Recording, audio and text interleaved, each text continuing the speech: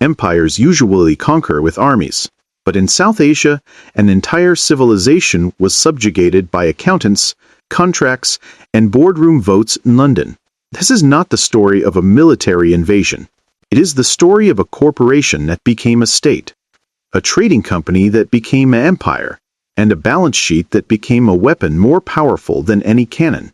This is the story of the British East India Company, the first modern superpower that wore the mask of a business. It is a cautionary tale that feels disturbingly familiar today, because it proves that you do not need to occupy a country to control it.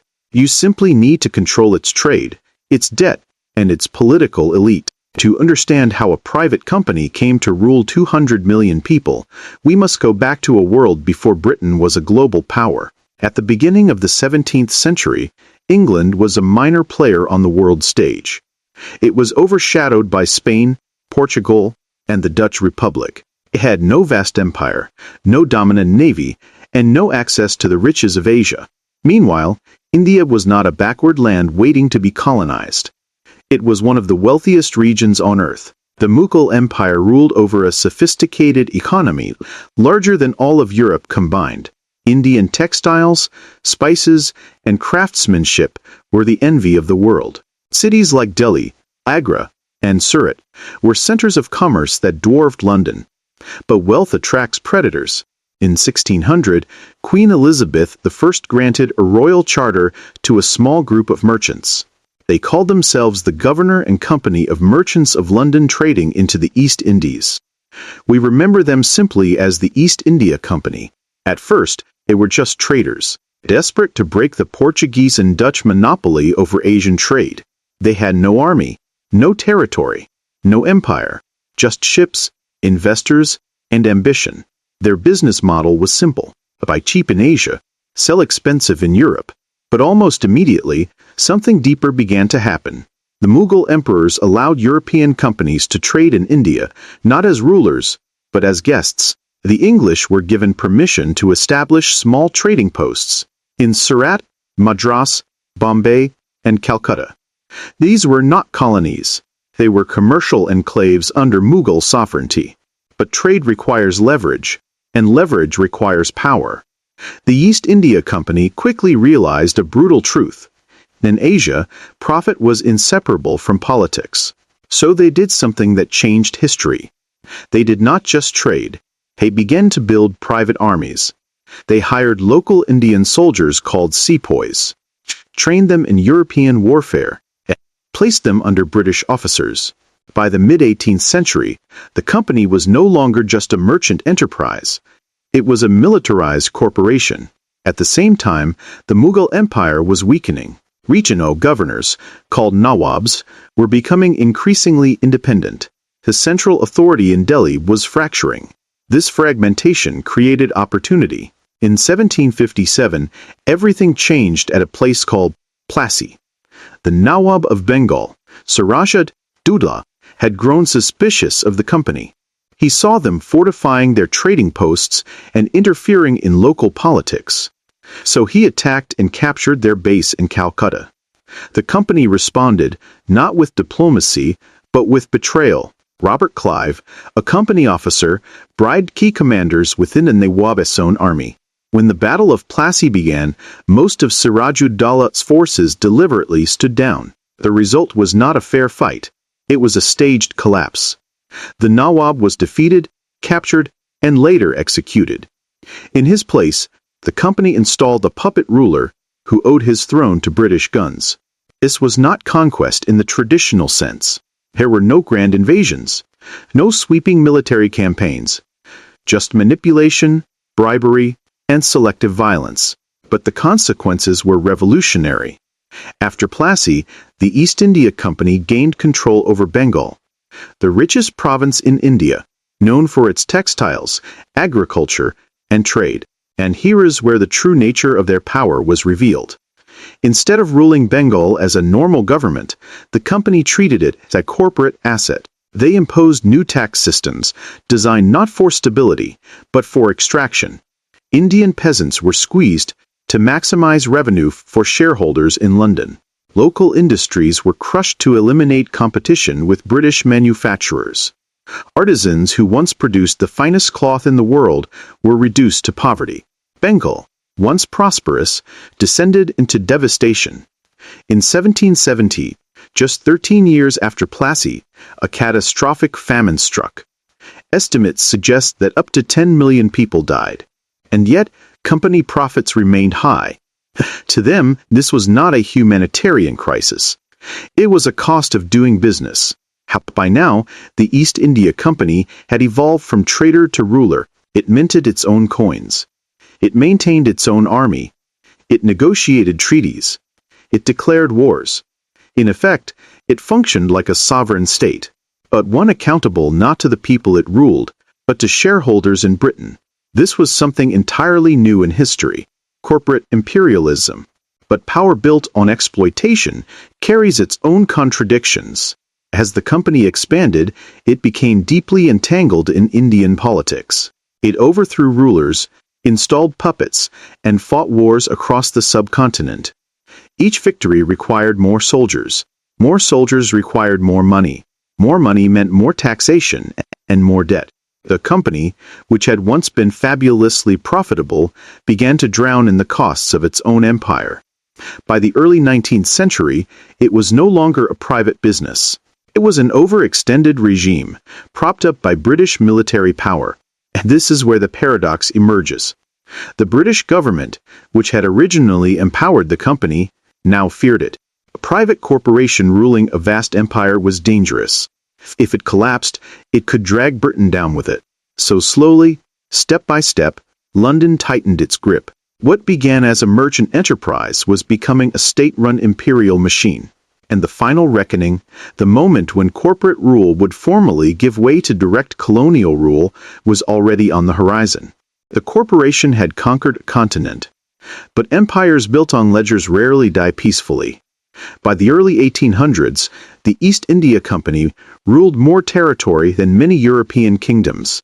Yet beneath the surface, the machine was cracking. What began as a profit-driven trading company had transformed into an overstretched imperial government. Wars in India were no longer small skirmishes. They were full-scale conflicts against powerful states like Mysore and the Marathas.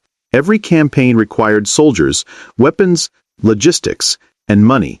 The company's revenues were enormous, but so were its expenses. To fund its wars, the company began borrowing heavily in London. Teddy tells us interest payments grew. The corporation that had once extracted wealth from India was now extracting credit from Britain. By 1813, Parliament stepped in. The company lost its monopoly over trade with India. By 1833, it lost its remaining commercial privileges altogether. It was no longer a business. It was a state with shareholders. And like many empires before it, its greatest danger came not from enemies abroad, but from resentment at home. Across India, discontent was simmering. The company ruled through Indian princes, but only as long as they obeyed. If a ruler died without a direct male heir, the British annexed his kingdom under the doctrine of lapse. Ancient states were erased overnight. Taxes were reorganized to favor British interests. Traditional land systems were dismantled. Local elites were humiliated. Peasants were crushed. At the same time, the company's missionaries pushed Christian conversion, disrespecting local religions and customs. And then there was the army. The company's military was overwhelmingly Indian. Hundreds of thousands of sepoys served under British officers. They were disciplined, loyal, and battle-hardened. But they were also treated as inferior. They were paid less than Europeans. They faced discrimination. They were denied promotions. And then came the spark. In 1857, a new rifle was introduced, the Enfield rifle. Its cartridges were rumored to be greased with cow and pig fat. To load the rifle, soldiers had to bite the cartridge open. For Hindu soldiers, the cow was sacred. For Muslim soldiers, the pig was forbidden. Whether the rumor was fully true or not almost did not matter. What mattered was what it represented. Total disregard for Indian culture. The sepoys snapped. In May 1857, soldiers in Meerut rebelled, killed their officers, and marched to Delhi. They declared the last Mughal emperor, Bahadur Shah Zafar, as their symbolic leader. What followed was not a simple mutiny. It was a nationwide uprising. Cities burned. British officials were killed. Indian princes saw an opportunity to reclaim power.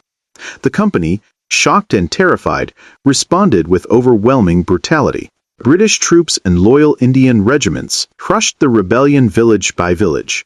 Reprisals were savage. Entire towns were destroyed. Public executions became common. The rebellion failed, but the East India Company did not survive it. In 1858, the British government made a historic decision. The company was dissolved as a ruling power. India would no longer be governed by a corporation. It would be ruled directly by the British Crown. This was the birth of the British Raj. Queen Victoria was proclaimed Empress of India. A new imperial bureaucracy replaced the company as rule. But here is the bitter irony. India did not gain freedom. It simply changed masters. What had been corporate exploitation became formal colonial domination. The extraction of wealth continued, now under the banner of empire rather than profit. Indian industries were systematically dismantled. Britain turned India into a supplier of raw materials and a market for British manufactured goods. Railways were built, not for Indian development, but to move resources efficiently to ports. The very infrastructure that looked like modernization was engineered for extraction. By the late 19th century, Britain was wealthier than ever, and India was poorer than it had been before the company arrived. But the story does not end in the 1800s.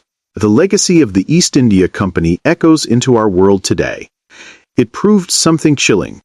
A corporation, if backed by state power, can behave exactly like an empire. It does not need to conquer land outright. It can control trade, debt, and political elites. It can reshape entire societies without ever calling itself a government. In the 20th and 21st centuries, we see versions of this again.